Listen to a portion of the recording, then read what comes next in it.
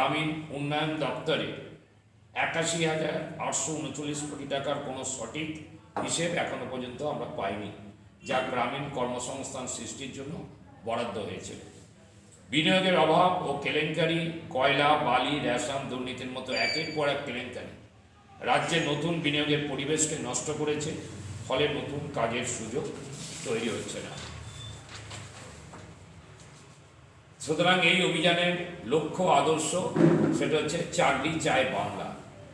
সেই জন্য 30শে জানুয়ারির মধ্যে আমরা যেটা ঠিক করেছি যে 10 লক্ষ আমরা পোস্টকার্ড পাঠাবো। শুধু আমাদের একটাই দাবি যে বাংলা চাকরি চায় এবং যারা যুব সমাজ আছে তারা প্রত্যেকে কর্মসংস্থান হোক। 7 দিনের মধ্যেই 10 লক্ষ স্বাক্ষরে লক্ষ্যমাত্রা পূরণের জন্য একটি ব্যাপক পরিকাঠামো আমাদের গড়ে তোলা হয়েছে এবং এটা আমরা মুখ্যমন্ত্রীর কাছে পাঠাবো।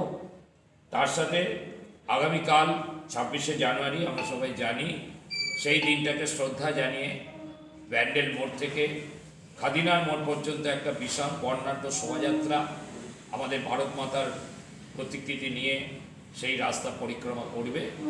এখানেও আমি প্রত্যেককে অংশগ্রহণ করার জন্য আপনাদের মাধ্যমে আহ্বান জানাই। নমস্কার।